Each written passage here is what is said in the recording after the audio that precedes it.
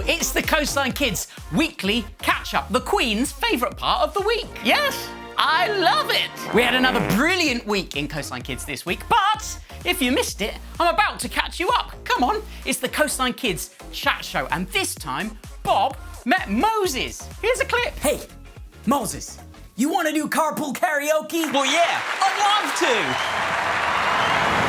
to. Okay, this is a song from Frozen. Frozen.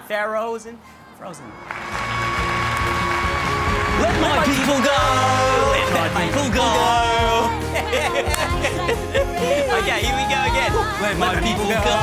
Let my people go. We, of course, had some mess. 5, 4, 3, 2, 1. And then there was more animal news. Animal news. What is the most relaxed animal? Nope, not a llama, even calmer than a llama. It's this owl. He is so chilled, look at him. Oh. This guy got stuck in a tree this week. Oh, it's a shame, he's really 1 foot in. Oh, that's not going well. And finally, an otter was caught cheating on his homework by his mum. Look at that. Oh gosh. You're all caught up with animal news. Now, let's hear the verse of the week from Jesus. Or, well, it's not real Jesus, it's me dressed as Jesus, reading out what he said 2,000 years ago. Still good though. But when you pray, go away by yourself, shut the door behind you, and pray to your Father in private. Then your Father, who sees everything, will reward you. Go away by yourself, shut the door behind you, and pray in private. How many of you have your own mobile phone? Yeah, a few of you really lucky ones. What about a tablet or something like that you use? Or maybe a laptop? I have, right here, hang on a second. Here it is, an iPad. Give me a moment, I'd just like to play some Roblox. The battery is dead. Don't you hate it when that happens? You can't really do much with an iPad when it runs out of battery, can you? Like, what's this useful for now? It's just a heavy bit of expensive metal and glass. Here's some things you could do with an out-of-battery iPad. What to do with an iPad that's run out of battery? Use it as a table tennis bat. Oh, wear it as a hat. Ta-da! It's not the best hat in the world. Why not use it for pies? More. Oh no, this is going to damage the iPad. Don't do it, no! Use it as a fan on a hot day. Oh yeah. Oh, that's nice. That's much better. Oh yeah. It's actually not a very good fan. Hide behind it when you see someone you don't want to talk to. Oh, hey, Michael, it's me, Michael. Oh, I can still see you, you know. Right, yeah. An iPad is pretty boring when it doesn't have any charge. It doesn't fulfill its purpose. It's pretty useless. You and I are a bit like the iPad. We need to connect to God in order to recharge and to fulfill our purpose. Without being regularly connected to God, we're not able to be what God designed us to be. In the verse we looked at earlier, it said we should go into our room by ourselves, close the door, and pray. Spend time with God, and that is how we recharge. Do you know how often I recharge my phone? Every single day. If I don't do it every day, I might get stuck out and about without battery, say I need to use my phone as a sat-nav, and I'm not going to know what I need to do. I'm not going to be able to do what I need to do. We need to spend time with Jesus every day to recharge. So, what do we do when we spend time on our own with God? What does that actually look like?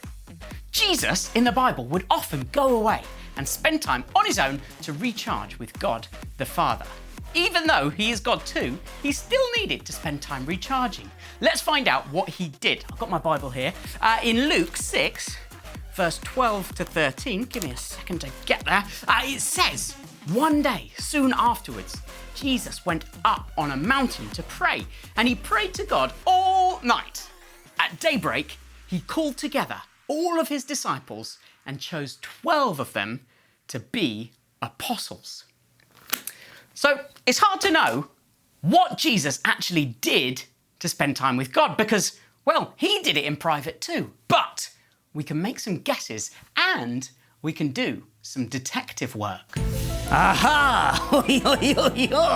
Detective work, you say? Allow me, the best detective in all of Charminster, Jean-Paul Popori.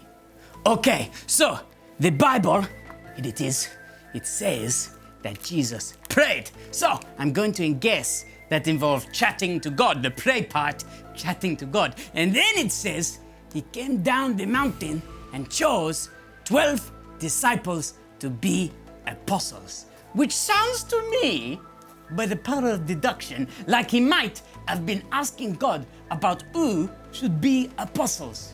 Sounds like he was catching from God like we do in Chat and Catch. So, spending time with God should involve us doing both. Speaking, hello, hello, hello, and listening. Oh, lovely. Oh, yes. Oh, I see. Thanks, Jean-Paul. So, if our quiet times involve speaking and listening, well, what could we do that involves speaking and listening? The obvious one that I can think of is Chat and Catch, which we do every week on a Sunday, where we tell Jesus some stuff about ourselves and then ask him stuff about himself and try and catch it. That covers both speaking and listening in one go. Brilliant, right? Then we've got worship, which we also love to do every Sunday, which is kind of like speaking to God, only in singing form. Well, it doesn't always have to be singing, but basically involves telling God how great he is. Another way we can spend our quiet times is by reading the Bible, like we've just been doing, and again, like we do every single Sunday. And that is a great way of us listening to God. You see, he tells us stuff and he talks to us through the Bible. Last week, I set you a challenge to spend time with God every day. Oh, maybe you've been doing that. This is a reminder to keep going, or maybe you forgot and I've just reminded you. Oops. Don't worry, that's okay. You can start again now. It doesn't have to be a long time each day, but just some time. I recommend trying just 5 minutes each day.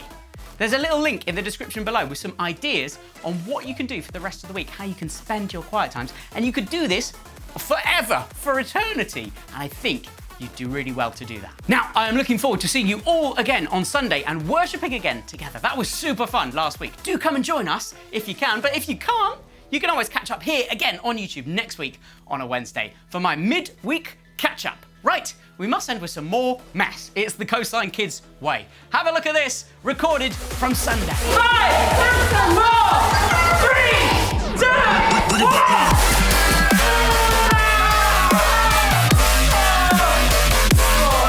See you next week. Bye-bye.